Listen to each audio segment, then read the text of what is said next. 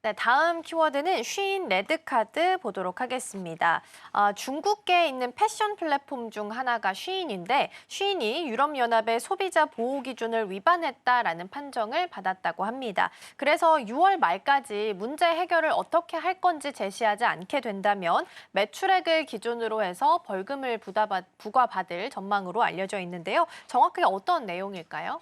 말씀하신 대로 이제 상당히 좀 문제가 되고 있는 것 같아요. 그래서 이제 뭐 오늘 보시면 기사를 보시면 뭐 쉐인이라든가 테무의 뭐 PDD의 모기업 같은 것들이 주가가 상당히 많이 떨어졌습니다. 이게 왜냐하면 중국계 글로벌 이커머스 플랫폼 쉐인이 이제 유럽 소비자를 위반했다는 판정을 받았는데 사실은 이런 기업들이 사실은 디커머스 디미니스라는 법들 이런 것들 때문에 사실 매출이 상당히 많이 떨어지다 보니까 꼼수를 많이 써요. 근데 이건 유럽도 마찬가지거든요. 유럽도 최근에 어쨌든 이런 것들이 어쨌든 1년에 뭐 48억 달러 정도 이렇게 많이 소포가 오다 보니까 문제가 너무 많아요. 그러다 보니까 자신들이 제재를 가하기 시작하는 이런 법령들이 마련되기 시작하니까 자신들도 이제 뭐 이렇게 유로라든가 이렇게 이제 문제를 계속 이제 막 제재를 가하기 시작하니까 자신들이 꼼수를 쓰다 보니까 이런 거에 대해서 이제 제재를 가하는데 GP용은회가 이런 판매 방식에 대해서 허위 할인이라든가 제품 정보 왜곡이라든가 소비자 압박 유도에 대한 디자인에 대해서 위반했다고 이제 지적을 하고 있습니다. 위반 사례를 이제 지적하는데 어떤 지적을 하고 있는지 좀 들여다봤습니다. 특히 이런 부분에 대해서 아일랜드라든가 이제 벨기에 쪽에서 많이 이제 지적을 하는데 지적을 보니까 허위 할인 표시를 많이 합니다. 그러니까 존재하지 않는 정가 대비에 대한 표시를 좀 하던가 아니면 제품 라벨의 정보를 왜곡합니다. 그러니까 잘합니다.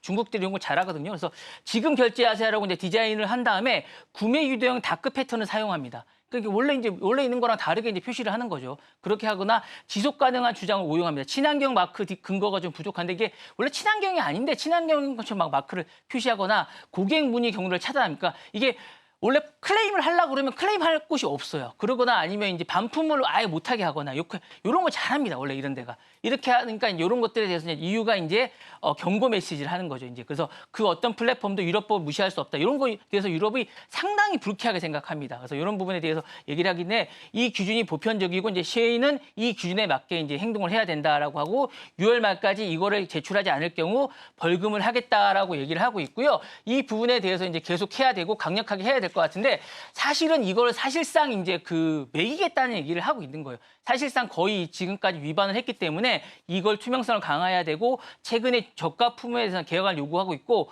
압박을 강화하고 있습니다. 사실 법의 기준은 생각보다 무겁고 투명성은 깊은데 거의 지키지 않고 있습니다. 테무라든가 쉐인이 거의 지키지 않고 있기 때문에 분명한 메시지를 보내고 이제 응답할 때인데 사실은 응답하지 못하지 않을까라는 생각이 들기 때문에 이 부분에 대해서 아마 계속적으로 뭔가를 해야 되지 않을까라는 생각이 듭니다. 네. 네, 이유가 이번에는 쉬인을 향해서 강경 제재를 택했다라는 부분 좀 살펴보고 있습니다.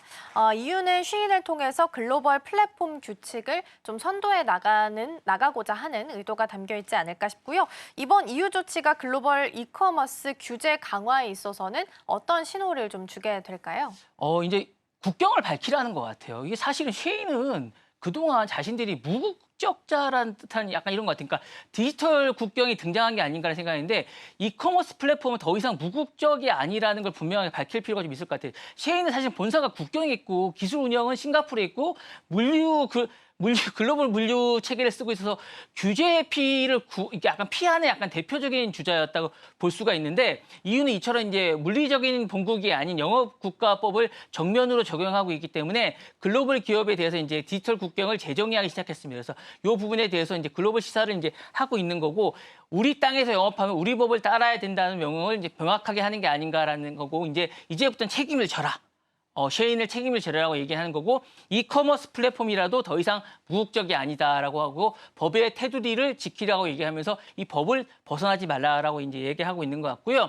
알고리즘 디자인도 규제 대상이라고 이제 얘기하고 있는 것 같습니다. 그래서 이 부분에서 새로운 규범을 정의한 게 아닌가라는 생각을 하고 있고 기존의 마케팅 관행에서는 이제 디지털 소비자 권리 침해를 이제 관주하지 않고 있는 부분도 이제 새롭게 이게 틀을 마련하는 것 같습니다. 그래서 이제 글로벌 시사점은 아마존이나 틱톡이나 이런 우리 쿠팡도 마찬가지입니다. 이제 이런 부분에서 심리적 조작을 이제 막 하는 부분이 많이 있습니다. 그래서 그렇게 해서 이제 막 조작을 하면 이런 부분에 대해서도 규제를 하겠다라고 얘기를 하는 것 같고 저가에 대해서도 이제 품질에 대해서 워런티를 하라 이런 얘기를 하고 있는 것 같고요.